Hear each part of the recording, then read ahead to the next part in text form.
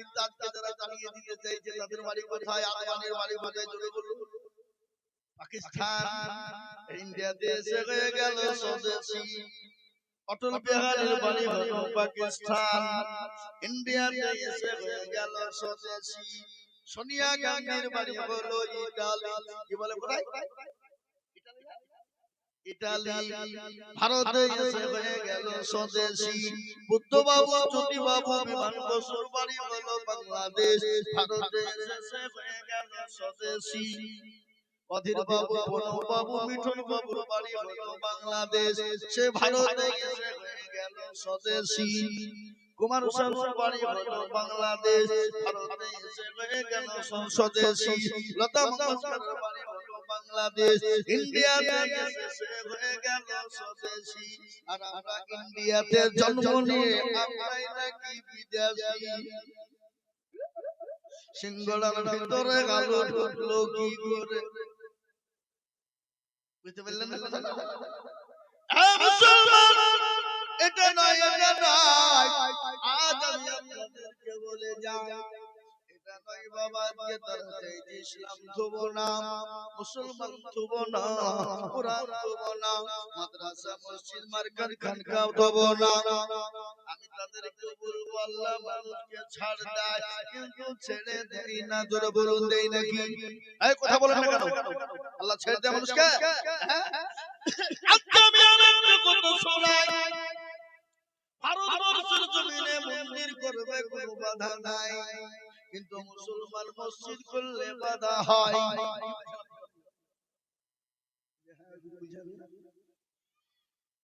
কিন্তু বলেন তো, যারা মন্দির করে তারা তো নিজের টাকায় বানায় না, তারা তো সরকারি টাকা দিয়ে বানায়।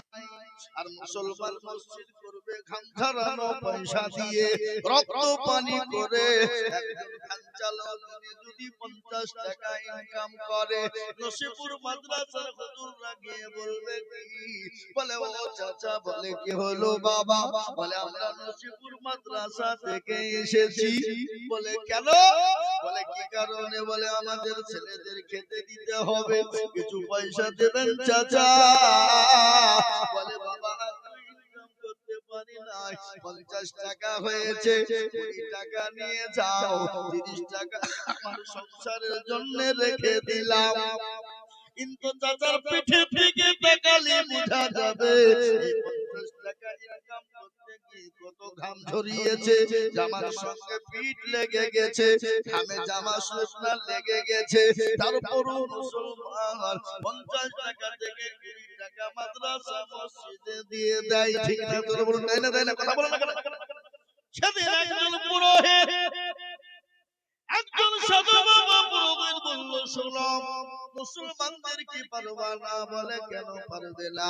মুসলমানদের বাড়িগুলা দেখবে কাঁচা, মুসলমানদের ঘর গলা দেখবে পাটকটির বেড়া, মুসলমানদের ছাদ নাই টিনের উপর রাখা।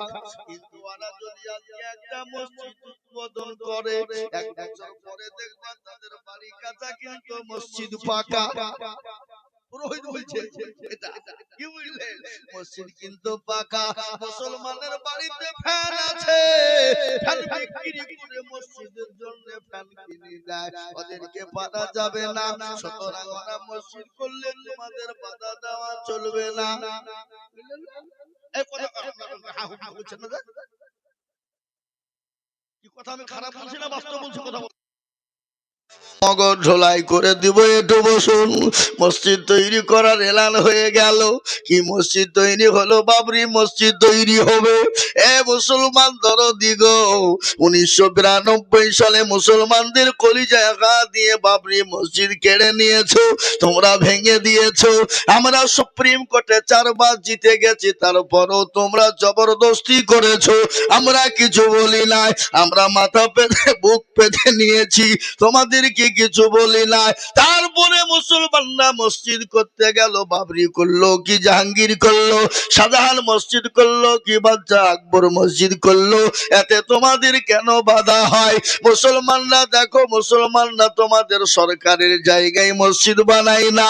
মসজিদে কেন? সরকারি জায়গায় মসজিদ করলে মসজিদে নামাজ হবে না। হবে? এই কথা বলুন, হবে?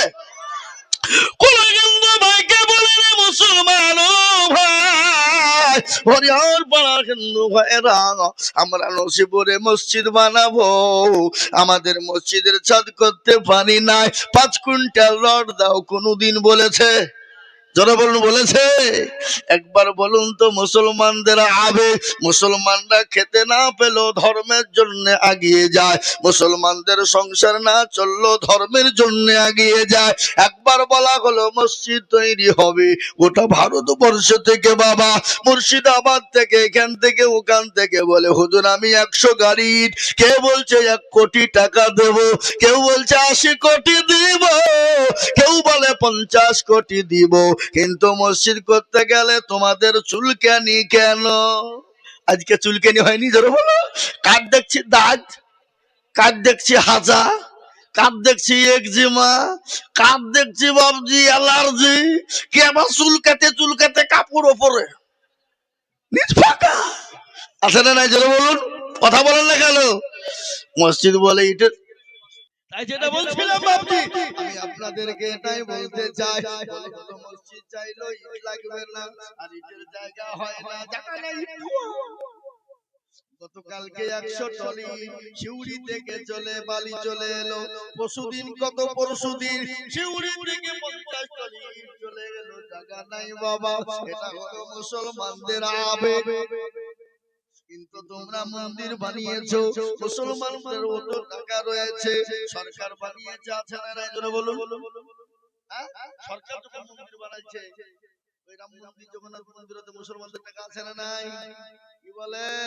যদি বলেন কি করে মুসলমানদের এটা শুনিয়ে দিই, শোনাবো না বলবো কি করে? বলো, আজকে তোমরা যারা ওয়াকফ সম্পত্তি কিনে নিতে চাও, ওয়াকফ সম্পত্তিটা মুসলমানদের, ওটা মুসলমানদের পূর্বপুরুষরা দিয়ে গেছে, ওটা মুসলমানদের হাজি মহসিন দিয়ে গেছে, সেই সময় 200 কোটি টাকা দিয়েছিল, ওটা বাড়তে হাজার কোটি টাকা হয়। তুমি কি জানো না ভারতবর্ষের জমিনে আপনার বাদশা শাহজাহান একটা কবর রেখে গেছে, সে কবরটার নাম কি? সে কবরটার নাম হলো তাজমহল। যাও বাবা যাও, যারা দেখা দেখি দেই আর দেখবেন নাকি আপনারা?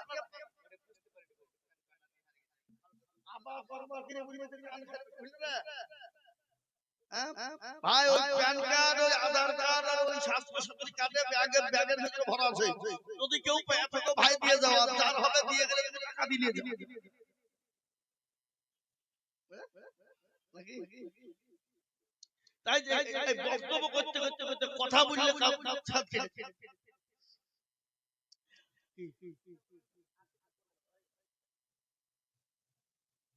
মুসলমান দরদি আমার ভাইরা, আজকে একটা কথা আপনাদেরকে শুনিয়ে যায়। আমাদের দেশের বাদশা শাহজাহান একটা কবর রেখে গেল, সে কবরটার নাম হলো তাজমহল, যেখানে কোটি কোটি টাকা ইনকাম হয়, ওটা কেন্দ্রীয় সরকার ভোগ করে না? খাজা নিজামুদ্দিন চিশতি, নিজামুদ্দিনের যেখানে হাজার কোটি টাকা ইনকাম হয়, ওটা কেন্দ্রীয় সরকার ভোগ করে। এ বাবা, রাজস্থানে জেনে শুয়ে আছেন খাজা মঈনুদ্দিন চিশতি রহমাতুল্লাহ আলাইহি, ওখানে কোটি কোটি টাকা হয়, ওটা কেন্দ্রীয় সরকার ভোগ করে। কি বলছেন আপনারা? বলেন না? আপনারা রাজস্থানে খাজা মঈনুদ্দিন চিশতি ওখানে জাননি অনেকেই গেছেন না? জান নাই? ভিতরে ঢুকি দেখবেন দুটো ইন্দারা আছে না নাই?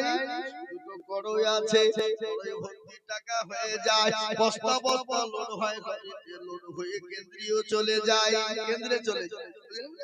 তারপরে শুনে নাও, আরেকটা হলো লাল কেল্লা, ওটা বাদশা শাহজাহান বানিয়ে দিয়ে গেছে, যেখানে কোটি টাকা ইনকাম হয়, কোটি কোটি টাকা, ওটা তোমরা ভোগ করো।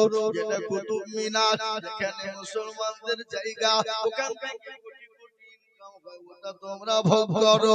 তারপরে পশ্চিম বাংলার জমিনে মুর্শিদাবাদের মাটিতে নবাব সিরাজউদ্দৌলা একটা কবর রেখে গেল, যে কবরটার নাম হলো হাজার দুয়ারি। হাজার দুয়ারি যেখানে কোটি কোটি টাকা ইনকাম হয় ওটা রাজ্য সরকার ভোগ করে না কথা বলে এটা পাথর চাপড়ি খাজা মুর্শিদ নওয়াজ যেখানে শুয়ে আছে যেখানে দুদিনের ব্যবধানে কোটি কোটি বছর টাকা ইনকাম হয় ওটা রাজ্য সরকার ভোগ করে ইডেন গার্ডের মাঠে যত ইনকাম হয় ওটা রাজ্য সরকার ভোগ করে না কথা বল না সায়েন্স সিটি ভিক্টোরিয়া জাদুঘর তারামণ্ডল যেটা আছে আপনার হাইকোর্ট শিয়ালদা টেশন ওটা ওয়াকফ সম্পত্তি ওটা মুসলমানদের সম্পত্তি ওটা মুসলমানদের পূর্বপুরুষ দিয়ে গেছে ওটা মুসলমানদের দেওয়া হয়েছে ওটা তোমরা পয়সা যত ইনকাম হয় ওটা তোমরা ভোগ করো আর মুসলমানরা নিজের টাকায় মসজিদ বানাবে তোমাদের চুলকানি কেন হলো এ মুসলমান এটা দরকার রে বাবা আজ আমি আপনাদেরকে বলে দিই ভালো করে শুনবে আজকে তারা চাইছে না মুসলমানকে ধুবো না মুসলমানদের হাদিস কোরআন রাখবো না মুসলমানদের মাদ্রাসা মসজিদকে রাখবো না মাদ্রাসা মসজিদকে শেষ করে দেব মুসলমানদের শেষ করে দিব আমি বলবো ওরে বেঈমান কাফেরের বাড়ি কাফের আবু জেহেল বলেছিল কথবো না আবু জেহেল বলেছিল তোমার ধর্মকে ধুব না তোমার বংশ নির্বংশ করে দেব আল্লাহ বলেন আপনি কোনো টেনশন করবেন না আজকে যারা আপনাকে নির্বংশ করে দিতে চায় আমি আল্লাহ তাদেরকে নির্বংশ করে দেব তাদের অস্তিত্ব ধুব না আবু জেহেলের অস্তিত্ব আছে এই কথা বলেন না কেন আবু জেহেলের অস্তিত্ব আছে আবু জেহেলের অস্তিত্ব নাই পৃথিবীর জমিনে বহু ধর্মের ব্যক্তি আছে বহু ধর্ম আছে জাতি ধর্ম বর্ণ নির্বিশেষে বহু ধর্ম রয়েছে হিন্দু মুসলমান সকল মুসলিমের বাকি কলভিল মুচি মুন্ডা প্রত্যেকটা জাতি আছে জাতির সন্তানের নাম আবু জেহেল রাখে না রাখে তার মানে ওরা সবাই জানে এক নম্বরে মার্কা হারামি ছিল আবু জেহেল কি ছিল জোরে বলো হারামি মার্কা ছিল কে আবু জেহেল ওটা জানে না আজকে আমাদের দেশের লোকেরা নামাজ পড়ে না রোজা করে না কোরআন নাই করে মানে উত্তর দক্ষিণ কিছু তাকে জানে কিন্তু পাকা আবু জেহেল আপনার থুতনি উড়িয়ে দিবে রাইট আমাকে আবু জেহেল বলে আবু জেহেল বলে কি বললে বুঝলেন না তাহলে ও মত করো জানে যে আবু জেহেল পাগল হারাম ছিল কি ঠিক না বাড়ি জোরে বলো নবী বললেন আল্লাহ বললেন নবী গো আপনি কোনো টেনশন করবেন না যারা আপনাকে আমি আল্লাহ তাদেরকে নির্বংশ করে দিব আচ্ছা বলুন আবু জেহেলকে কেউ চিনে না আপনারা যারা এখানে হাজী সাহেব আছেন তারা শুনে যান আবু জেহেলের বাড়িগুলো পায়খানার চেম্বার করে দেওয়া হয়েছে বিশ্বের সমস্ত মুসলমানদের জন্য যে মুসলমানরা ওখানে হজ করতে যাবে ওখানে হজ করার জন্য যাবে আল্লাহ বললেন ও মুসলমানেরা আবু জেহেলের বাড়িতে পায়খানা করে দিয়ে যাও পায়খানা না চাপটা পুঁছে পায়খানা করে কি বলছেন আপনারা বলেন না আবু জেহেল ঘরে ঘরে হাইয়ে দিয়ে যায় যাবে কি বুঝলেন না হ্যাঁ মুসলমান দরদি আমি আপনাদেরকে বলে যাই এই মুসলমানকে শেষ করা যাবে না ফেরাউন পারেনি নমরুদ পারেনি আবু জেহেল পারেনি আবু লাহাব উতবা সাইবা মুগিরা পারেনি এই যুগের বেঈমানরাও কিয়ামত পর্যন্ত পারবে না ইসলাম ছিল আছে আগামীতেও থাকবে ইসলামকে মিটানো যাবে না মুসলমানদেরকে মিটানো যাবে না আল্লাহ বললেন মুসলমানদের পক্ষে আল্লাহ রয়েছে আল্লাহ বলে বান্দা আমার হয়ে যাও আমি তোমার হয়ে যাব আমি যদি তোমার হয়ে যাই গোটা পৃথিবীতে তোমার হাতের মুঠোয় এনে দেবে না এই কথা বলে এটা না হরিয়াপাড়া থানা গোটা হরিয়ার পাড়ার নন্দী নসিপুর ওয়ালাদের দুশমন এই ছেলে এই এরা কত বড় বেদ হ্যাঁ মুখ চাবাইছে নাকি যাও মুখে এসো এখন আমাদের দেশের যুবকদের কাজ সারা রাত্রি 12টা 1টা 2টা 3টে পর্যন্ত ফ্রি ফায়ার আর পাবজি চলছে শীতের দিনে কাল ভেটের উপরে চেন ফেলে দিয়েছে, মালা ঝুলিয়ে দিয়ে বলছে মার মার মার মার, শীত নাই গরম নাই। কাল ভেটে রাস্তার ধারে জঙ্গলের ধারে ফাঁকা মাঠে বসে দেখছি মোবাইল। কটা বাজছে? বাড়ি কখন যাবে?